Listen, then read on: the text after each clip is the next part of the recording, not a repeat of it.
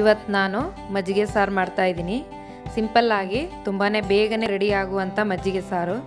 ಕೆಲವೊಮ್ಮೆ ಊಟಕ್ಕೆ ಏನು ಸಾರು ಮಾಡ್ಕೋಬೇಕು ಅನಿಸಿದಾಗ ಒಂದು ಬಟ್ಲು ಮೊಸರಿದ್ದರೆ 5ರಿಂದ 10 ನಿಮಿಷದೊಳಗಡೆ ತುಂಬ ರುಚಿಕರವಾದ ದೇಹಕ್ಕೆ ತಂಪು ನೀಡುವ ಮಜ್ಜಿಗೆ ಸಾರು ಮಾಡ್ಕೋಬೋದು.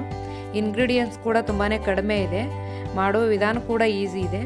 ಇಂಥ ಒಂದು ಮಜ್ಜಿಗೆ ಸಾರು ಹೇಗೆ ಮಾಡೋದೆಂದು ಮಾಡಿ ತೋರಿಸ್ತೇನೆ. ಅದಕ್ಕೂ ಮೊದಲು ನಮಸ್ಕಾರ, ಪಾಕಶಾಸ್ತ್ರ ಚಾನಲ್ಗೆ ಸ್ವಾಗತ.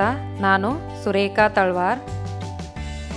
ನಮ್ಮ ಚಾನಲ್ಗೆ ಸಬ್ಸ್ಕ್ರೈಬ್ ಮಾಡಿಲ್ಲ ಅಂದರೆ ದಯವಿಟ್ಟು ಸಬ್ಸ್ಕ್ರೈಬ್ ಮಾಡಿ, ಪಕ್ಕದಲ್ಲಿರೋ ಬೆಲ್ಲೈಕನ್ ಪ್ರೆಸ್ ಮಾಡಿ. ಬೆಲ್ಲೈಕನ್ ಪ್ರೆಸ್ ಮಾಡೋದ್ರಿಂದ ನಾನು ಮಾಡಿರೋ ಅಡುಗೆಗಳ ನೋಟಿಫಿಕೇಷನ್ ನಿಮಗೆ ಬರುತ್ತೆ.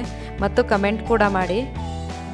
ಮಜ್ಜಿಗೆ ಸಾರು ಮಾಡುವ ವಿಧಾನ: ಮೊದಲಿಗೆ ನಾನು ಜೀರಿಗೆ, ಹಸಿರುಮೆಣಸಿನ್ಕಾಯಿ, ಬೆಳ್ಳುಳ್ಳಿ, ಶುಂಠಿನ ಪೇಸ್ಟ್ ಮಾಡ್ಕೊತಾ ಇದ್ದೀನಿ.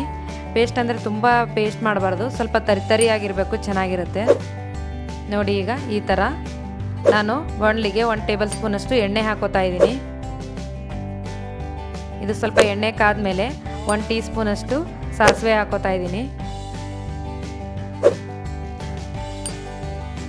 ಸಾಸಿವೆ ಈಗ ಸಿಡ್ದಿದೆ. ನಾನೀಗ 2 ಬ್ಯಾಡಗೆ ಮೆಣಸಿನ್ಕಾಯಿನೂ ಸ್ವಲ್ಪ ಕರಿಬೇವು ಸೊಪ್ಪು ಹಾಕ್ತಾ ಇದ್ದೀನಿ.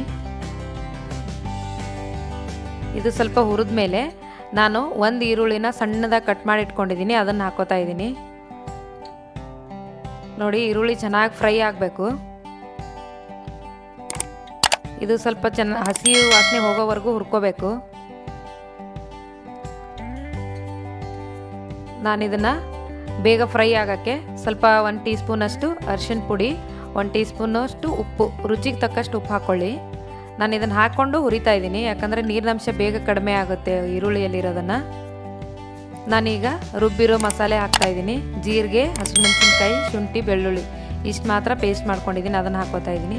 ಇದು ಸ್ವಲ್ಪ ಸಣ್ಣ ಉರಿಯಲ್ಲಿ ಫ್ರೈ ಮಾಡ್ಕೋಬೇಕು, ತಳ ಹತ್ತೋದಿಲ್ಲ ಸಣ್ಣ ಉರಿಯಲ್ಲಿ ಮಾಡಿಕೊಂಡ್ರೆ.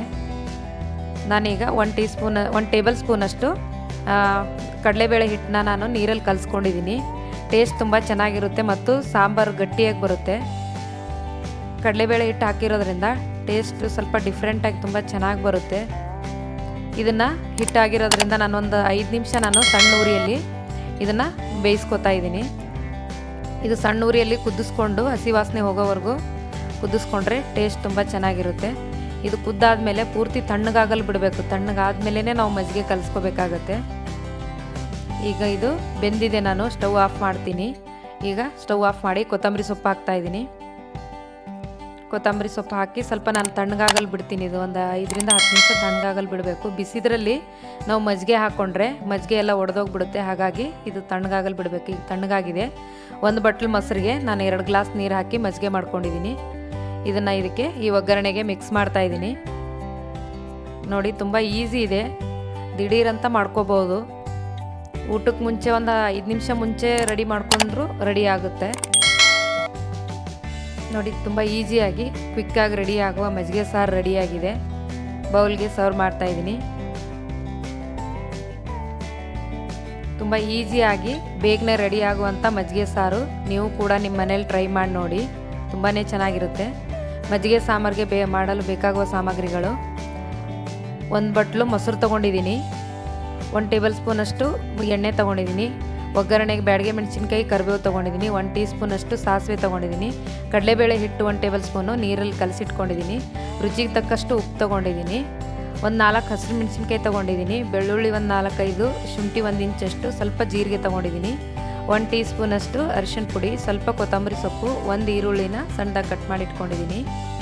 ಈ ವಿಡಿಯೋ ನಿಮಗೆ ಇಷ್ಟವಾದರೆ ಲೈಕ್ ಮಾಡಿ, ಶೇರ್ ಮಾಡಿ, ಸಬ್ಸ್ಕ್ರೈಬ್ ಮಾಡಿ, ಪಕ್ಕದಲ್ಲಿರೋ ಬೆಲ್ ಐಕನ್ ಪ್ರೆಸ್ ಮಾಡಿ.